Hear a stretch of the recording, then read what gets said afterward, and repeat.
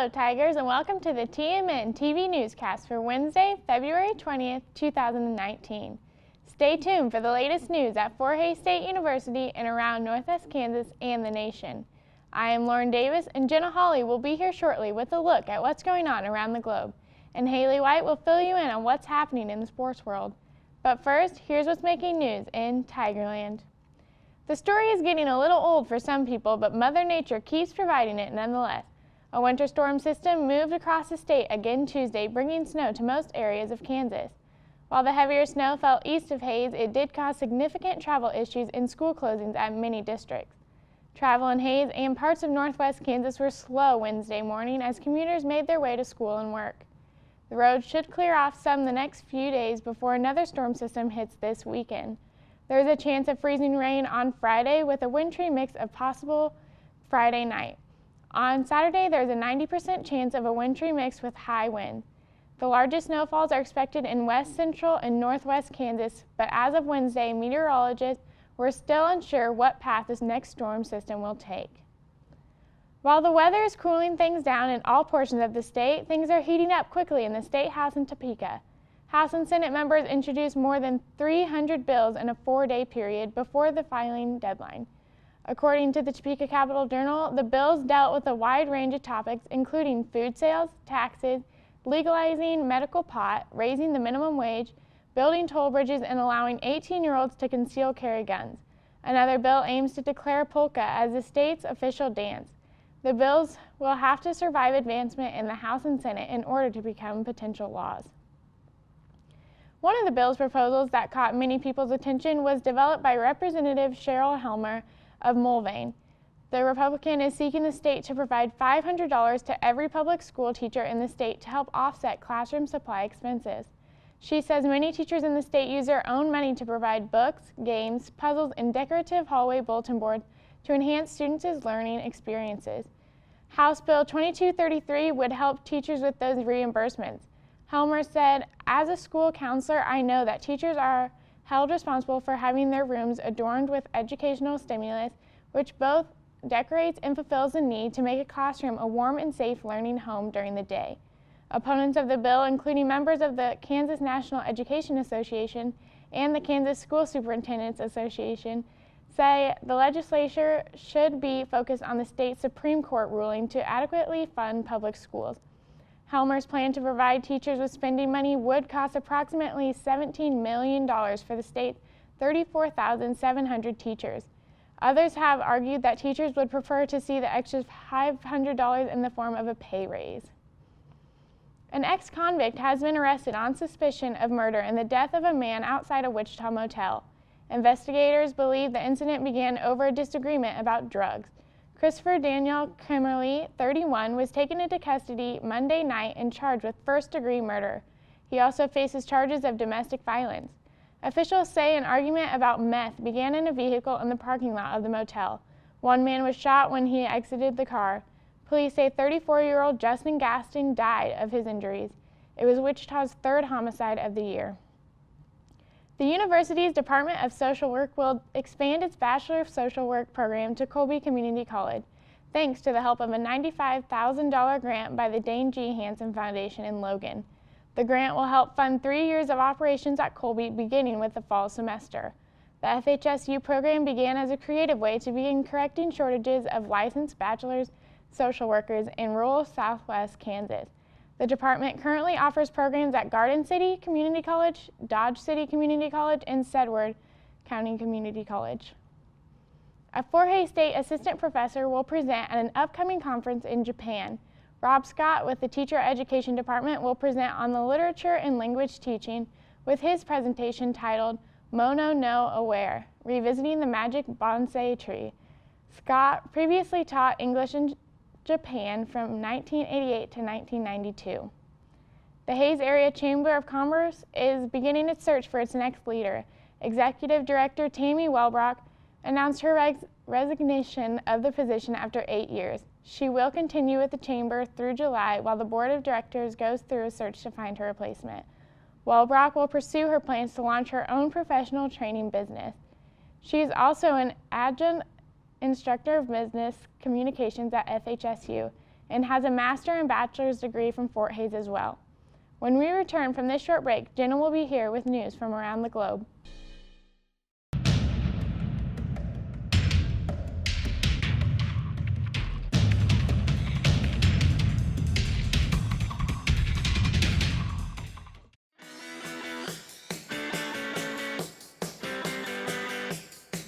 I think there's a perception out there that web and mobile application development is this field where you sit behind a computer all day and code. And that's not it at all, right? And there's even a perception out there that geek is bad. But I think students should embrace their inner geek. We don't code all day. We look at issues, we look at problems, and try to figure out the pieces of the puzzle and how to put them together to build things. I was able to learn JavaScript, HTML, CSS, PHP, just kind of the whole 9 yards with that. So I really enjoyed the full program that they offered here. Anything that you're interested in, the field of web and mobile application development, there's a value to. There's nothing like what we have in the informatics department. If you choose to take everything in the buffet that we offer, you'll be very well prepared for any type of job opportunity that's out there.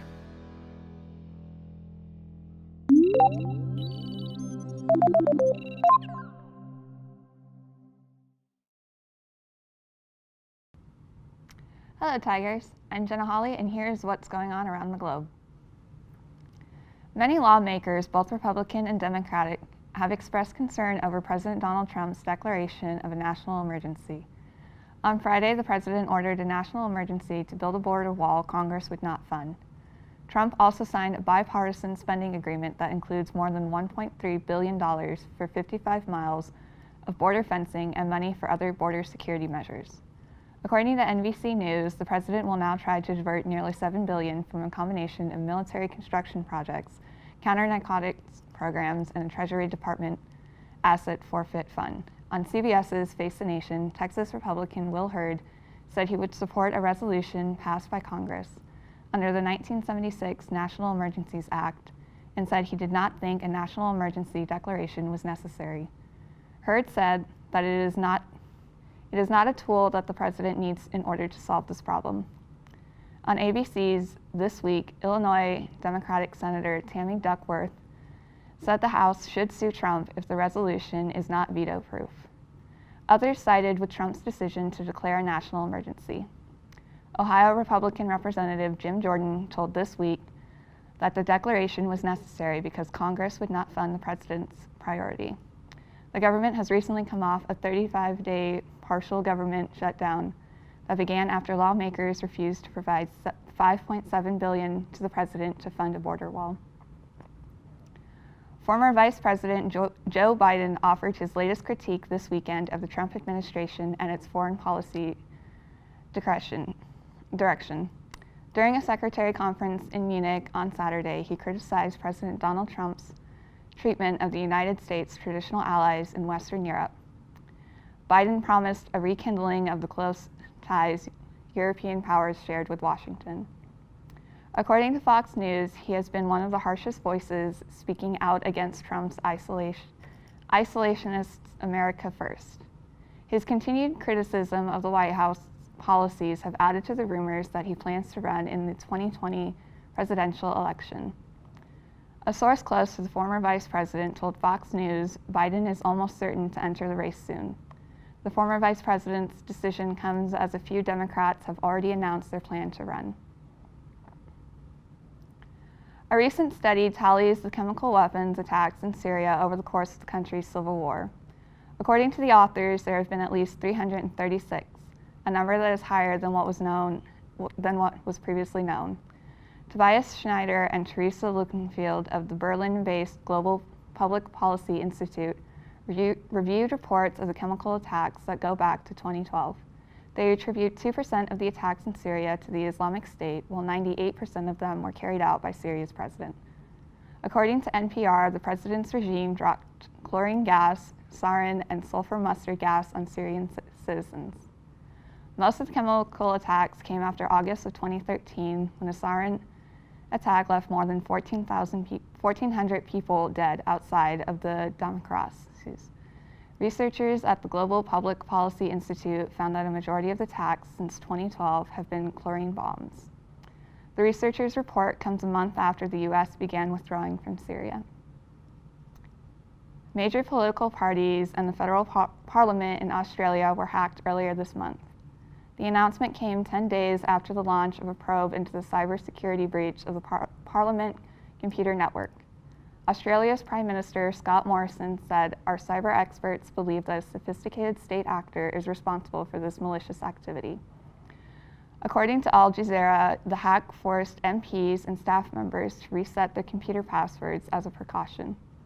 The Australian Signals Directorate had confirmed working with Parliament in response to the breach.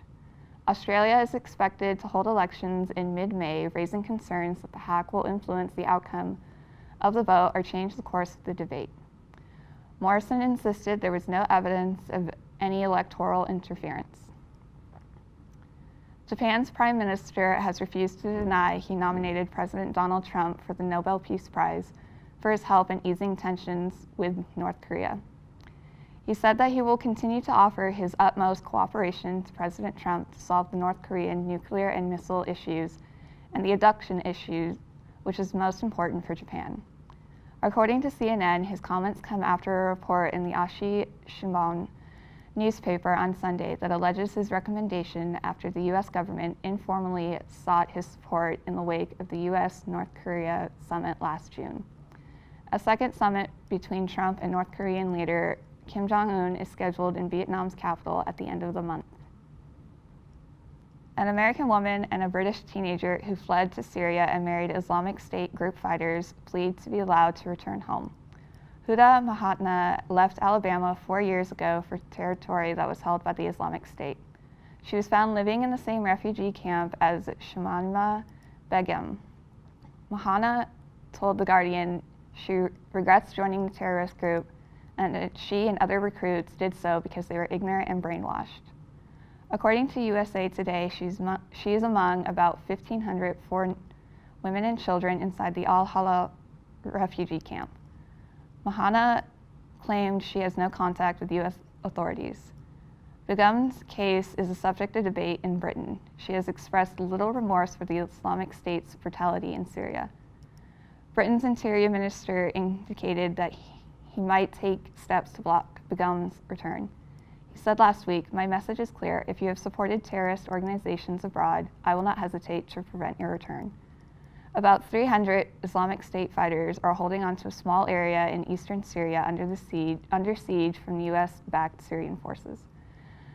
That's what is happening in the news world this week. Stay tuned for a sports update with Haley White when we return.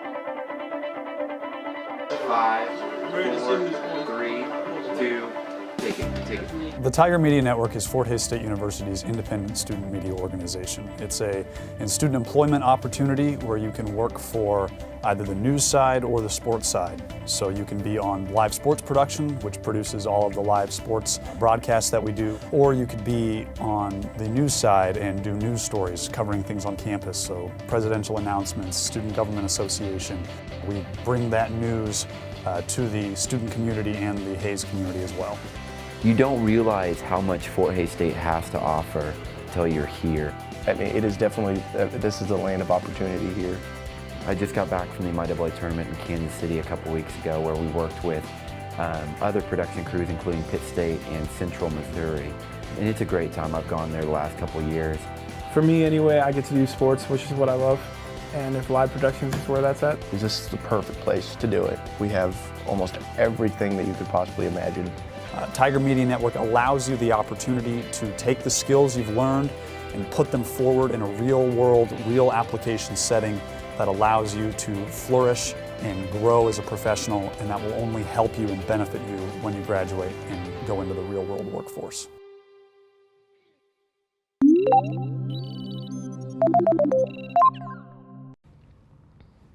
Hello Tigers, I'm Haley White bringing you a sports update. The Fort Hays men's basketball team has a chance to secure the 4th place spot in conference standings with a win on the road against Central Oklahoma on Thursday. The Tigers captured both a win and a loss during last week's homestand, falling to Lindenwood 73-67 on Thursday, while capturing a 72-63 win over Lincoln on Saturday. The men entered Thursday's contest sitting 9-6 in the MIAA. The women's squad collected its 20th consecutive win inside Gross Memorial Coliseum after picking apart Lindenwood 77-52 and Lincoln 73-59. The team heads to Edmond for its final road trip of the regular season with a 14-1 record in the conference while maintaining top 5 status in D2 national polls. Due to weather conditions, Fort Hays baseball has altered its MIAA opening series against Missouri Western to a new location. Both teams will head south to Edmond and begin conference play on Sunday, followed by a doubleheader Monday. The Tigers look to find answers in Oklahoma after dropping a 3-game series to Wayne State during the team's home opener last week. FHSU softball also experienced a schedule change due to inclement weather as the doubleheader against Central Christian was canceled earlier this week. The 5-4 Tigers will be back in action Tuesday with a doubleheader against Newman. The Fort Hays wrestling team finished the dual portion of the season with a 3-9 overall record after beating Newman 26-13. Junior Brandon Ball remains at the number 1 spot in the 141-pound weight class with a 20-0 record on the year. F.A. Osagai trails second at 157 pounds with a 24-3 record. The team sits at number 10 in D2 rankings as it enters regional competition this weekend in St. Charles, Missouri. Competition is set to begin Saturday at 10 a.m. inside Highland Arena. Provisionals and top 10 finishes were earned for several members of the Fort Hays track and field team during the Nebraska tune-up last week. FHSU is set to compete in the MIAA Indoor Conference Championships this weekend in Maryville, Missouri. I sat with high jumper Colt Newell, who earned his provisional mark with a 6 feet 9 inch performance last week, and discussed what he hopes to accomplish during the championships this weekend. A good chance. I'm pretty consistent, and I've jumped at that 6'11" bar or 6'10" or higher at each meet, and I believe I'll be able to get it this meet and podium. That concludes this episode. Tune in next week for another TMNtv update. To stay up to date on the latest news and information throughout the week, visit tigermedianet.com. Until then, remember, roar Tigers!